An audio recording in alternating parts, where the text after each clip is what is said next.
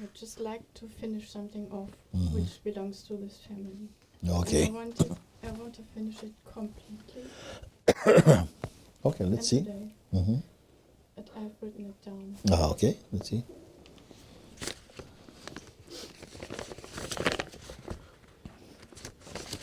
Okay. Dear Mooji, thank you so much for showing the way to truth and freedom with so much love and patience. Listening to your satsang give me joy and inner peace. Mooji, my deepest longing is that the illusory me, the person, vanishes so completely that nothing is left, absolutely nothing. Since some months, I've been experiencing the strongest turmoil ever, which manifests as inner tension, sleeplessness, and an inability to even slip into sleep, and of sudden spontaneous muscle cramps, preventing sleep. Sometimes there have been intense nightmares with demons and waking up with very strong fear. Can we open the door a little tiny bit? In those moments, I felt totally captured by this fear. Remembering that ultimately none of this is real, didn't occur or helped in these moments because the feeling was so intense. I have not been able to find out the reason for this fear yet. In the outer daily life, there has been no real trigger for this. Physically, this is totally exhausting. Mooji, I don't know anymore what to do to be free of this. If this is the ego's fierce fight against freedom, then could you please help me or show me the way? Bowing at your feet, of the divine, Jill.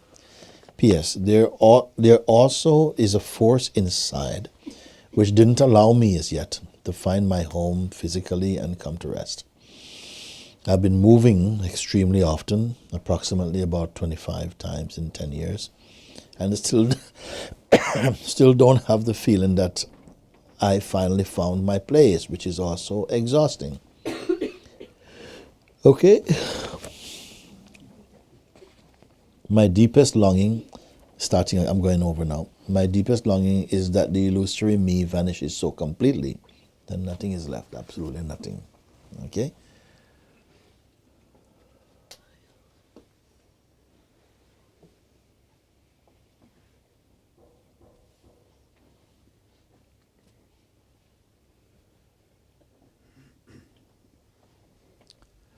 There is something in the experiencing of the transcending of something.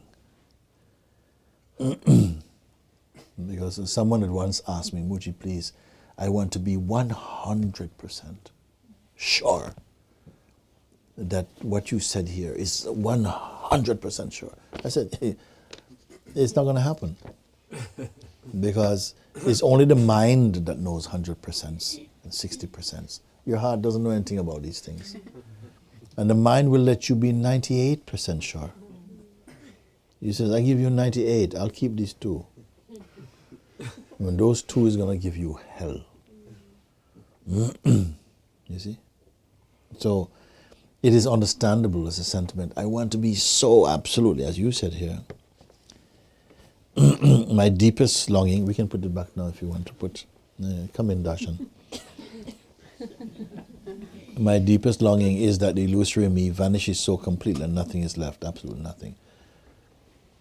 What happens is that it just gradually burns away like a meteorite falling to the earth that never lands. It just turns into powder. And how it comes about is more that you lose interest in it. The most powerful thing that can happen. Just like one of the most powerful things is to give your attention to something, the most powerful thing is to remove your attention from something. It dies right there. It might die screaming, but it dies right there. You understand?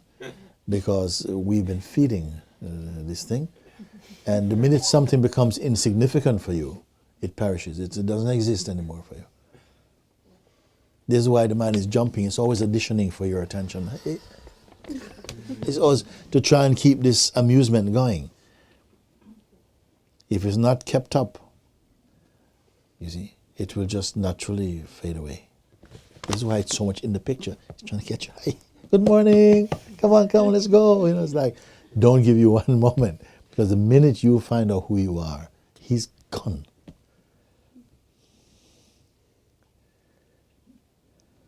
You see?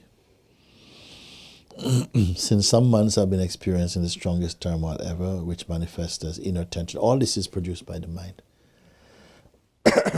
All this he can do. But he can only do it with your cooperation. Maybe not consciously, but on some level. And the way he can do it is by somehow, as long as you keep believing that you're flesh and blood and conditioning, he's got a foot in the door. He's just got a foot in the door. He's not going to allow you to close that door. So either you're going to sleep right by the crack of the door, but he's in. He has to keep there. All sleeplessness, the inability to even slip into sleep, and of sudden spontaneous muscle cramps preventing sleep. All this stuff we will try and do. I want you to rise above, to go like you're moving out off the surface of the earth. Keep going up and take an aerial view of your life. And look at this thing, you see.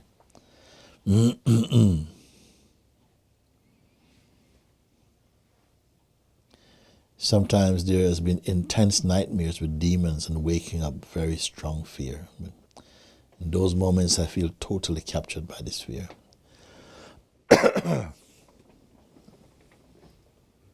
The person, you see.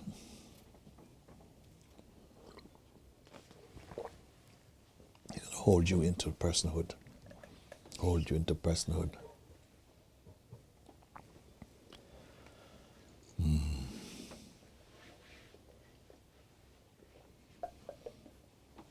Sometimes there has been intense nightmares with demons and waking up with very strong fear.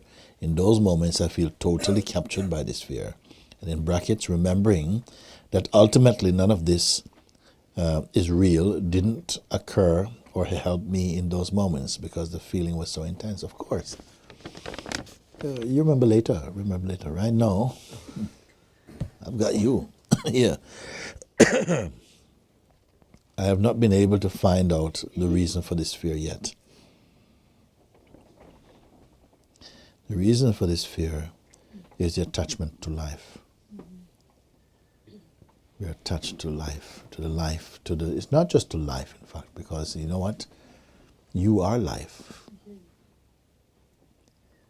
It's the attachment to the life which is in the body only. You see? It's the attachment to the body, to the feeling, yes. The attachment to the body. And whose attachment is it? Is it life's attachment to life? No. It's the person, which is the idea you have of who you are, that is attached to a life which it knows can end. But it's a life in here that cannot end. But to know this, you must go beyond that which can end. In the field of the body-mind, everything here is on time. Everything here has a visa. Everything here runs out of time. There's something inside you which cannot run out of. In fact, it has no time in it. You have to find the thing which cannot be. Because time, I said before, time says everything that you see, everything you think or imagine or experience or remember belongs to me. I eat everything. From the beginning of time, I'm eating. My belly can never be full enough. I'm eating all the past, all the different empires and all of that. Everything you see, imagine, all the extinct creatures and the distinct creatures, I've eaten them, all of them. The only thing that I cannot eat is awareness itself. It eats me. So you get to awareness before time get to you.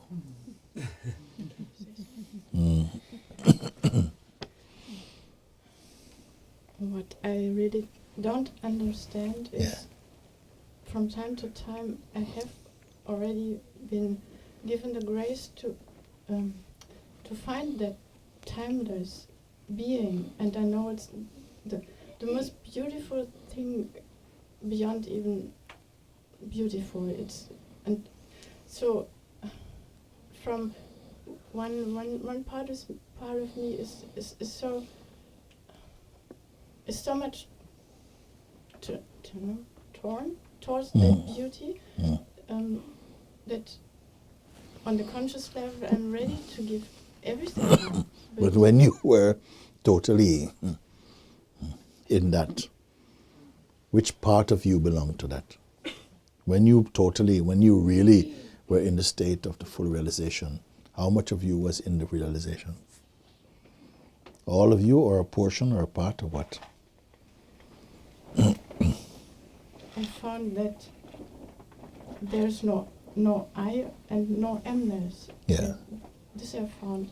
And Amness can be there also. Amness plays in it. Amness arises. Amness is a sense of existence. But that is earlier than watching this, the thing that is existing. Yes. Yes. I could see how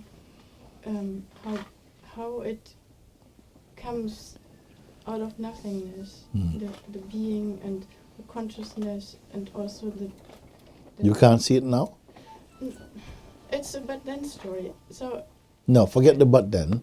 Forget the then and the but. yeah, In I fact, know it is still there. No. That doesn't mean nothing. Okay. I know it's still there is not knowledge for me. Forget everything then. Leave everything then. Now. Leave everything now. You don't have to concentrate to do that so much deeper. Leave everything, including the sense of I.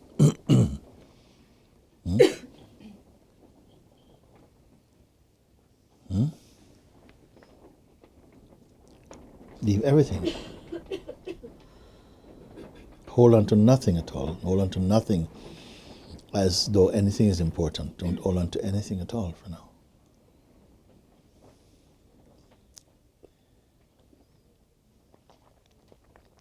It is not a weird thing to do.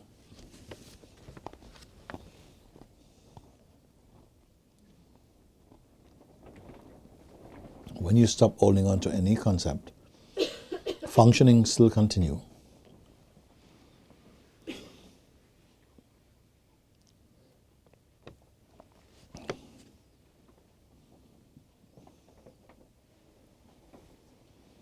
Somebody may call you auntie.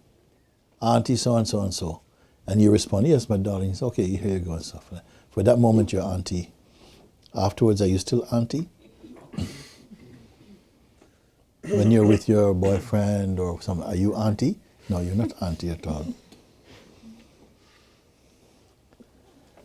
We function through these labels, but you're not what they are. It is okay. It's not a blasphemy. It's okay. We call what we do what we are, but it is a function.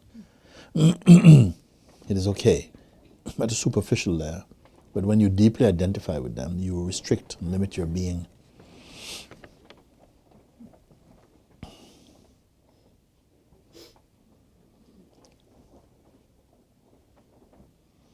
Throw out everything, every reference out of your head. Even this letter, throw everything out if you can. Because sometimes you think you throw everything out, oh, I'm going to be without. Something is not good. No, throw everything out, throw everything out.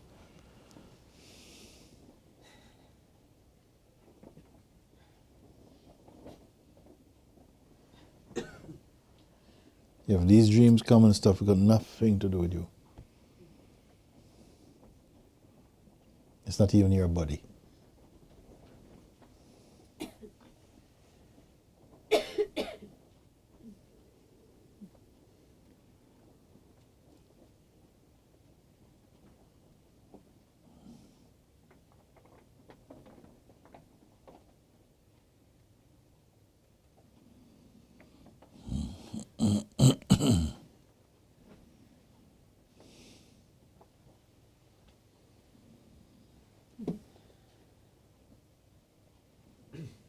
Because until then, as you've written here, it's totally exhausting. It's totally, physically, totally exhausting.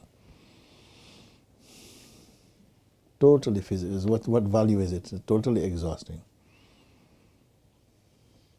You wake up looking more tired than when you go to sleep.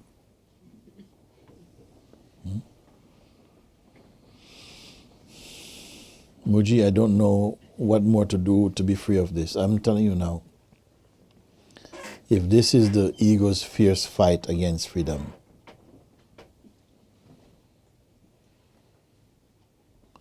the ego cannot fight against freedom. It can only fight against your belief that you are not free.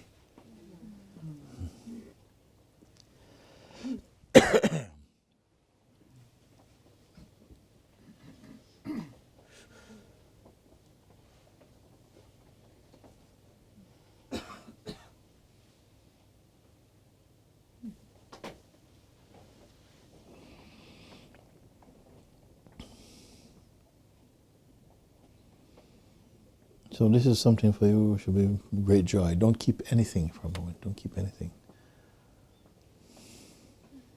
Find your life, which has got nothing to do with anything first. Just find that.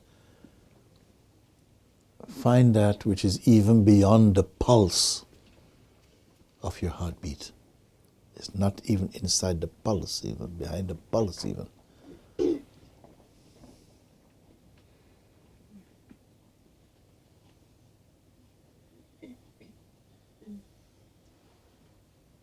Be there.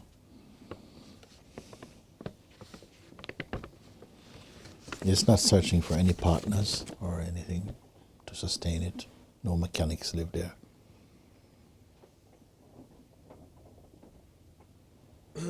You see.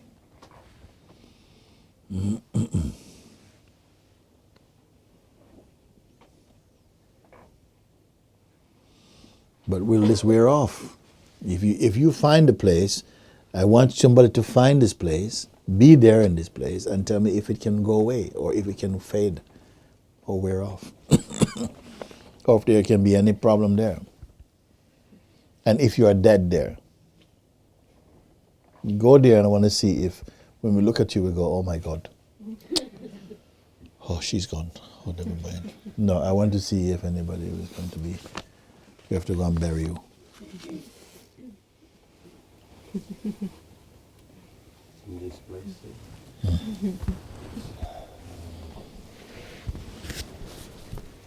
in this place, there is only the immense creativity that doesn't any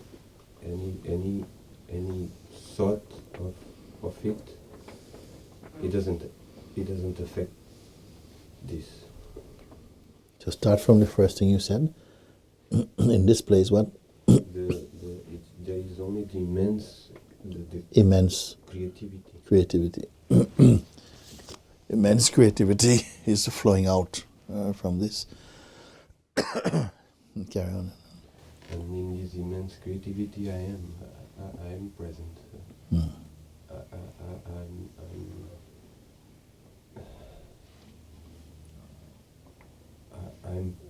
I'm the creation itself.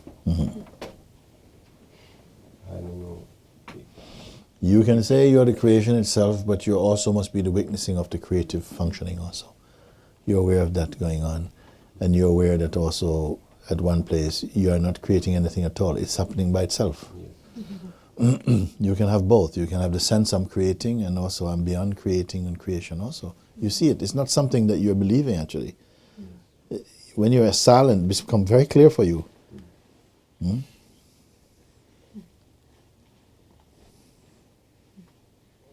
It's not a new attitude.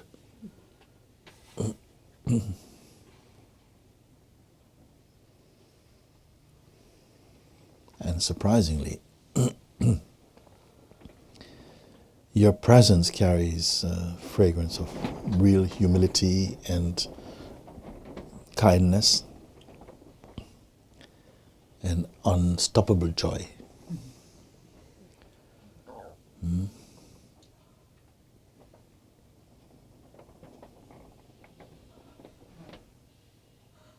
Such profound silence and peace.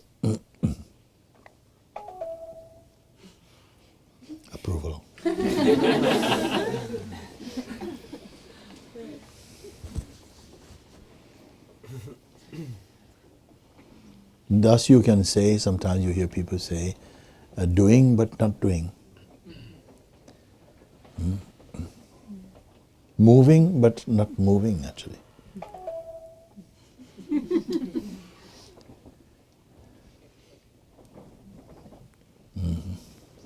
Yeah.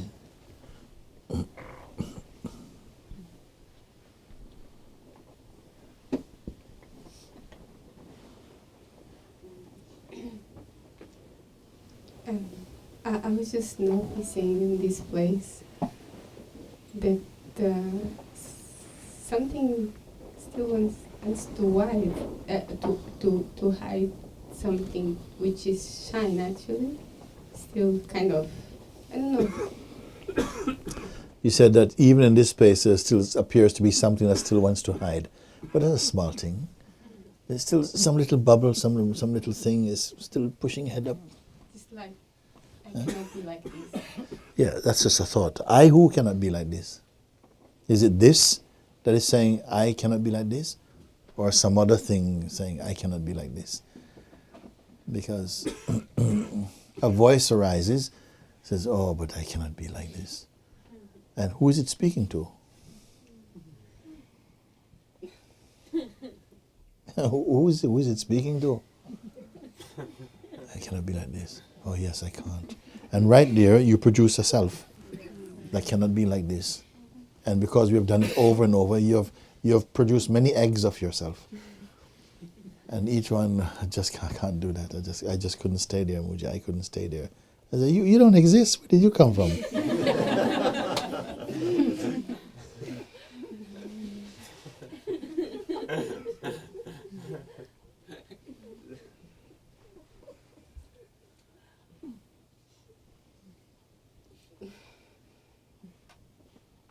Where is the hen that hatched that egg?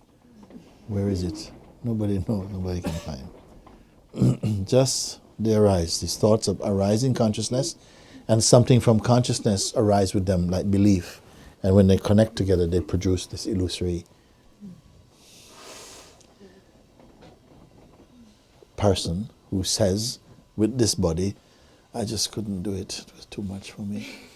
And everybody goes, oh, it was too much for her. Oh, who is it who speaks this thing?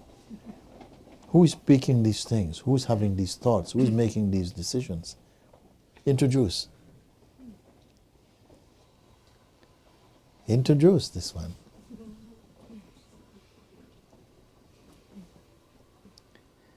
They come out of emptiness, so they go back into emptiness.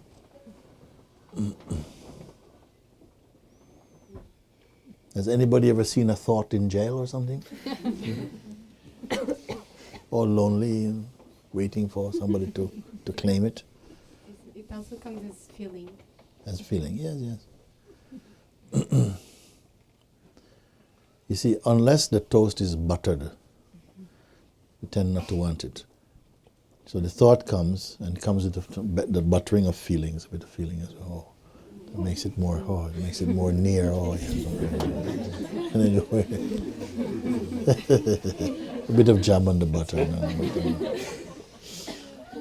It's just thought. You have to know it as just thought. In fact, we are living, experiencing, suffering and enjoying thought all our life. In fact. If you know this is okay, nothing wrong with thoughts, they can come. At least you don't have to be a victim to them. Also, the victim of the thoughts is also a thought also. But it's a bit more than just a regular thought because it's got consciousness mixed up with them. You want? Yeah. You know what's happening now? Yes. Come. Okay, let's finish. Guruji, also when what Shankari mentioned, like sometimes there's in this space, because it's felt like some tension or like there's something still there, then I notice it starts growing when I think that's wrong or there's something wrong, and then I becomes afraid of, I can't let, when you say no, this can become a root for something that when you go off, it will sprout. So then there's fear that there's still something there. But then the person takes it because then there's the feeling of, oh, something is wrong, something can't be. And then all the other thoughts come attached to this. And Yes. We are thinking too much. And we are thinking too much about thinking. You see, then there's all trouble comes. Nothing. Your natural state is really silent and empty. You don't have to be thinking. Many people, they're in some state of abstraction, you can see. You look into them, their eyes are somewhere, and they've got thinking eyes, or they're going off somehow. This silence, this neutrality, is not honored inside ourselves, you see. And so a little thought can come, which is nothing to someone else, and you will stumble over him, because you've given it some importance, you see, or given your emptiness least importance. We want to put already too much things, too much instructions, too much technique for life. Because something seems to contradict the natural thing, which is you are fine as you are, you're enough as you are. See? You know, we came here today to read through lots of letters and things like that. I've gone through 2. Sometimes we do 40, 40 letters and so on. So, sorry, yes. I just wanted to add something to that. But why there's then, when through the habit, why there's so much strength to believe that there's something that is wrong? Through the habit. It's just habit. It's a habit, and then somehow, when the habit is, sort of exposed, and you think, well, okay, this is a habit. It's like something feels like, no, it's not natural. It's like something want to give attention to this type of thing for a bit. So sometimes we have to suffer our habits, than to find the aspiration to give them up or to leave them behind. But they're no more than that. I mean, what can be more to keep paying attention to the things which then make you feel miserable? How long you want to keep doing that for? Sometimes you say, well, I like to stop it now, but but I don't really want to stop it totally. Because we like to keep it. You also, you are here, you like to be miserable a bit.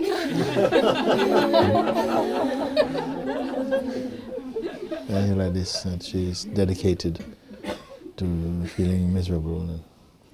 It's just something, there must be something in it, a kind of feeling that, I know it or something, I don't know.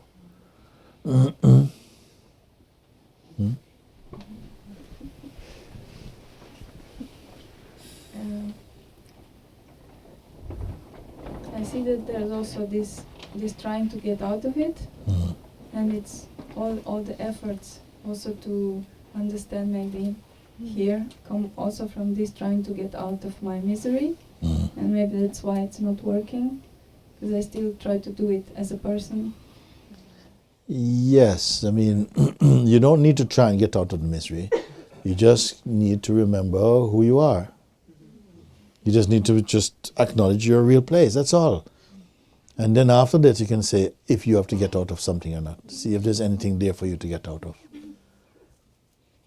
Which is easier, to try and get out of this misery, or to remember that, wait a minute, what misery? I'm looking at this thing, I'm here, this is a feeling, and this is a feeling. Is it me? No, it's not what I am.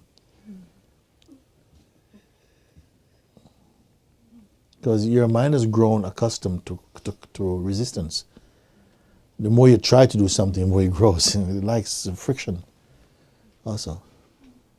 Like, one of the mind's best games is try to kill the mind. Try to stop the mind. Is mind loves, yes, let's do it. But now I really don't know how to stop it. When I try, like to sit. Yes, you are who is trying. I know, I see that it's all coming from this effort. But I actually, Who is seeing it now? You, when you say you're seeing it, who are you, the one saying, I see it? Is it the self that is seeing now? Is it the self? Are you speaking as the self, as the pure self? As the truth? Or is it still the person? I'm still the person.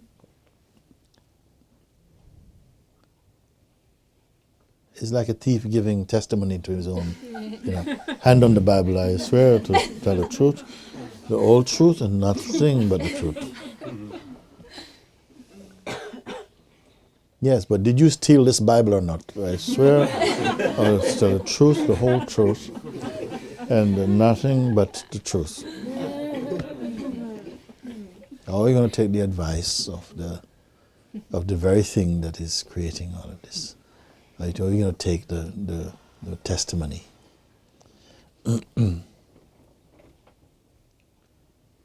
Something keeps going back to the position of the personal one, the one who is suffering, to give testimony.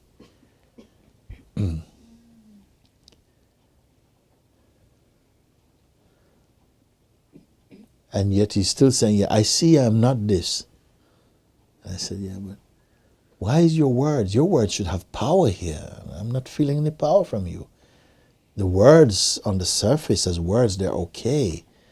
But they're supposed to have some power here. I don't see the power. Why is the power not here?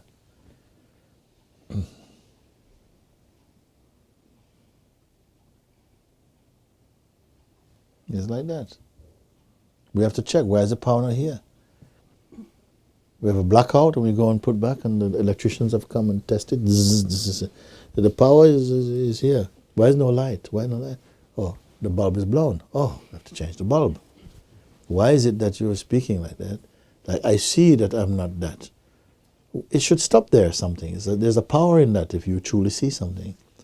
But then you continue, yeah, but it's just this thing keeps coming back and so on and so on and so on.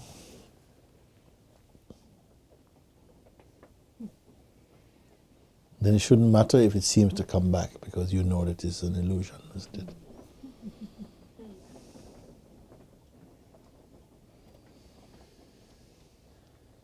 There's a story of one, a man goes to the desert, camping with his friends, and then he decides to walk off one evening. The evening he goes walking, and he can't stop, he keeps walking. And then night passes, and the sun's coming up, and he's walking. So one man came to him and said, sir, you're going in the wrong direction. There's no shelter there. And if you go there, it will not be good for you. He says, oh, thank you, thank you. And he keeps walking. After time he walks, he sees it's like an oasis with palm tree and water. And he starts to run because he's thirsty. He's running to this oasis. But he can't get there. He keeps going. And then he collapses. His lips are completely chopped. Someone comes and picks him up, takes him to a safe place, gives him water. The man said to him, he says, thank you, thank you. The man said to him, I live in the desert. I know what you're seeing, but it's not real. We who live here know this. It's just an illusion. Don't go this way. Come back with me. He says, okay. Thank you. Thank you. But I want to go this way. So he goes off again.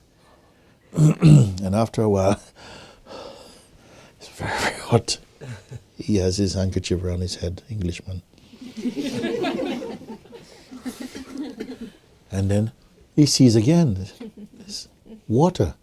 Oh, he starts to run again, run. And again, he's not getting closer. And then again he falls, exhausted, almost to death. Again he's rescued and taken to some safe place.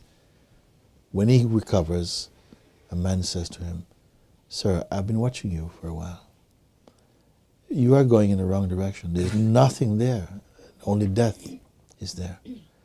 This water you see is not real water. All travelers know this. You see, all of us who live here, we know this. Turn back with me and come back to a place where you can be safe. Thank you. Thank you. But off he goes again. And again morning comes. And he sees this thing, and he sees people bathing in the water. And, he's running out there. Hello, I'm coming. Running. He goes again. A man picks him up, takes him aside, gives him water. He says, Sir, look at around you. These are all bones, dried bones of your predecessors. They were all before you. They all saw what you are seeing now. But there was nobody there to rescue them. And now they're just landing places for the vultures now. What you're seeing is an illusion. All travelers and all people live in the desert. We know this. Don't go any further or else you will not last. And somehow, this time he really hears it. He says, it is not real? But how it comes like that? He says, I cannot explain. But this is something that people who live in the desert, we know. We know it. We don't go there for water. We carry water with us. And so he says, thank you. Thank you, thank you. I've been a very stubborn person. I did not listen before. I could have been dead now. Thank you. So this day is finished. Thereafter, he goes back. And after this, he goes walking in the desert sometime. And he sees again. But this time, he doesn't run after it. It's there. It's the same thing. These thoughts, they come. And they feel real enough. And you feel, no, if only I can work this out, everything will be fine. And you're told, leave those thoughts. There's no future for you there. You'll just exhaust yourself, your energy. Stay here in the place where you can see them, but don't pursue them. And establish your true position here. Then one day you hear, after you hear this in your heart, the thoughts, they still come, but you don't give any attention to them. And shortly after that, they disappear. They don't exist. Like people living by, some people live by the airport. They live by the airport. The government want to put one new airstrip. The people say, we don't want to move. The government is offering them a lot of money to move. And most move. But one or two, they decide, no, we're staying. We were born here. We want to die in my house. So you put your airstrip a little bit over there. Then the government moves their program, move it a bit more, another 500 meters. These people living. In the beginning, planes are coming. Everything. But after a while, they don't even hear it anymore. Just their visitors come. When the visitors come to drink tea, they say, how can you live in a place like this? Why? What's wrong with it? With all the noise. Noise? Oh, no noise. They hear a plane. You get used to it. You get used to something in that way, but it's no big deal for you. And if it's no big deal for you, no seeds, no karma can grow around it. Nothing is there for you. It doesn't exist. So it's not that you necessarily have to get rid of the thing.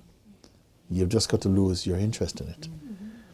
And then effectively, it doesn't exist for you. It doesn't get registered in your consciousness. It leaves no footprints inside consciousness. It's simply like that. I gotta go. We have an appointment to go somewhere. Should we continue this another time? You want to see if we can help me to move through some of these?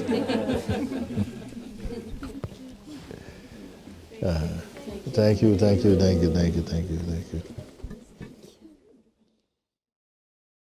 Just somehow, just in closing, that one good thing about being able to be in such environment like this is that even without targeting any particular thing, because sometimes we think, this problem we're having is so big, but it's not. This is not the problem, actually. The I itself is the seed that is, put in the wrong place, and this is causing the problem.